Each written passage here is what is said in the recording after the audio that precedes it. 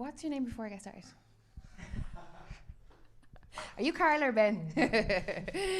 Lydia Daydall, Fight Connect TV, backstage here at MTK Global's show in York Hall. I'm delighted to be joined by a victorious Carl Fail, and we are in association with Empire Fight Store and proudly sponsored by ESBC Boxing Game. How are we feeling after that? Yeah, I'm feeling good. It was a good test. It was a step up in the opposition. Yes. It was a good opponent. We knew this. I'm not gonna lie, I didn't have the best camp. This was probably my worst camp today. I had a few problems, but we knocked it down. We got on with it. Yeah, come out with a win. I'm happy. I need to watch it back. There's always stuff to work on. Do you know what I mean? And this is what's so good. We can go away now. I'm gonna have a little rest. We're gonna work on stuff, and I'm gonna get better. And yeah.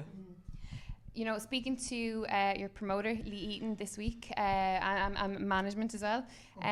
You know, we were talking about, obviously, the card and everyone who was on it. And when he spoke about Carl Fail, he said, you know, I don't have to worry about him. I don't have to worry about his brother, Ben.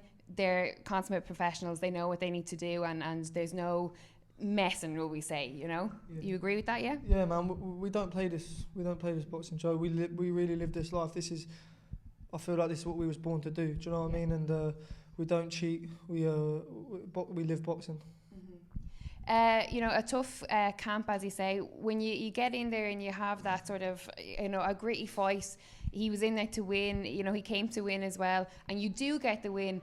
You know, have you learned already? You know, without having to go back and watch back the fight, have you recognised stuff in there tonight from your performance straight off the bat?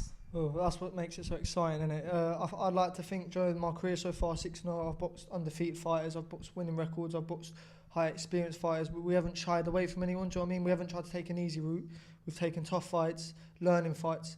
And yeah, like I said, this opposition, we sort of knew what we was getting. We knew he was tough, we knew he'd come forward, and we knew he threw a lot of shots. Mm-hmm. So the plan was to sort of punch, adjust, don't sit there too long. But obviously, it don't always go to plan. Sometimes I sat there with him and I got nitty and gritty, but I'll never shy away from a fight, do you know what I mean? And as much as I like to stick to my boxing, sometimes you have to get down and dirty.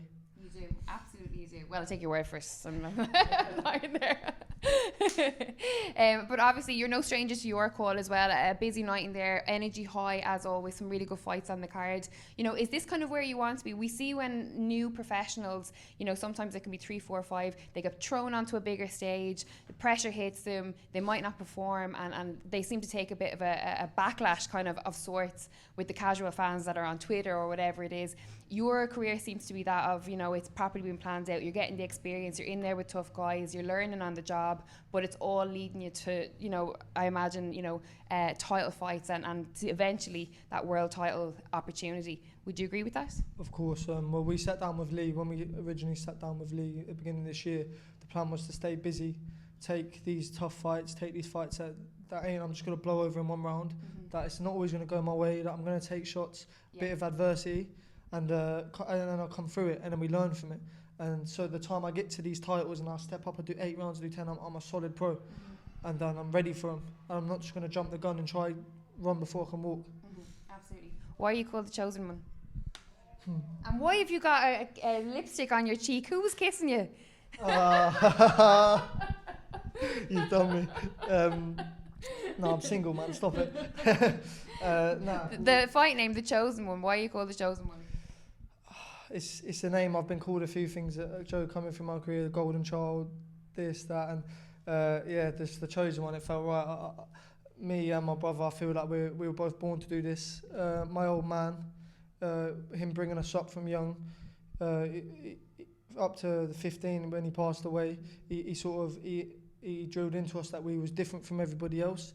And the chosen one's part of it, and we believe that. We believe we were chosen to do this and we were born to do this.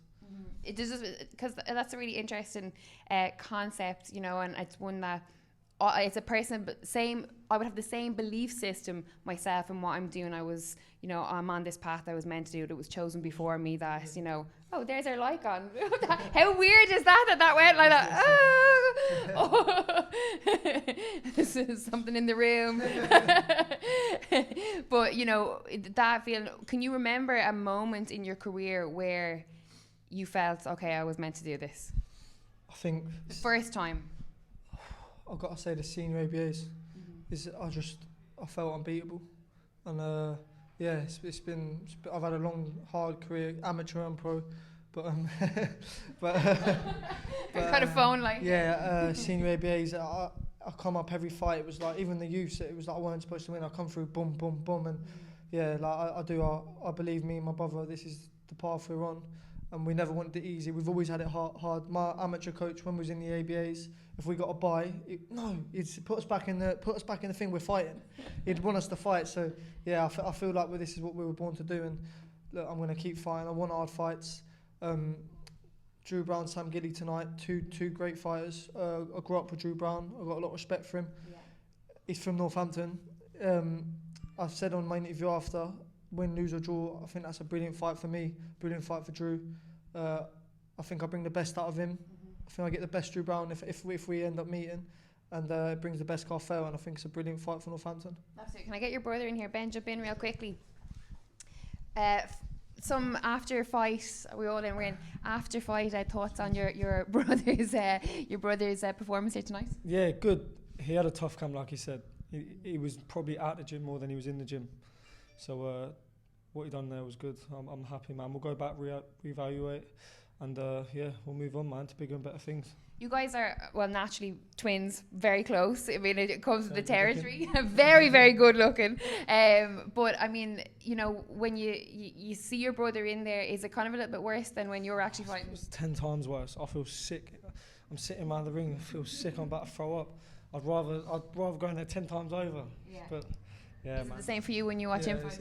It's hard because you're in control of yourself. You know what you're doing. But when I'm watching him, and obviously I'm outside and you're not in control, it's horrible. Absolutely. And obviously you had your hand injury. How's it coming along? How are we doing? Had the operation, went really well, successful. Had the cast off last week. I've got to go back in 3 weeks for another x-ray. As long as it's healing properly and like it's going to plan, then I should be back by summer. Absolutely brilliant, great to hear. Before I let you go, final question. You have autism written on your shorts. Would you like to explain the significance for that? It's something very close to our heart. I have a little cousin. He's autistic, and yeah, I love him to bits. And it's just a way we can do to help spread awareness, because I don't believe it's talked about enough. I don't believe young people have got enough education about it. So if I can do anything, if I can let anybody know, anybody learn anything, then I feel like if I can help anyway, that's what I want to do. Absolutely, it's very admirable, and it was recognisable as well, because you could see it and the orange and all that. Yeah, really, really good. And also, your first time? No, it's not your first time. It was your second time wearing Empire Fight Store gloves. Second time. How's it feel? I mean, might as well give it a plug. We said it to you when we was at the shop, and I said if you guys wasn't sponsoring us, which they are sponsoring us, but we would have left that place and we would have bought a pair ourselves, because they really are the best gloves that I've used, and the fit, the way they're shaped is brilliant. They're the puncher's glove. That's what's going to stop me injuring my hand again. So. Yeah, there you go. There was the Spartacus 1 Empire gloves that the two boys were talking about, available on EmpireFightStore.com. But listen, I'll let you go. I know you're just out of the ring and you've loads of catching up to do with everyone and saying hello to your family and friends. Thank you so much. A pleasure as always. Congratulations. Good to be here and see you get another win. Ben, as always, it's been a pleasure as always. Ben and Carl Fail for Fight Connect TV.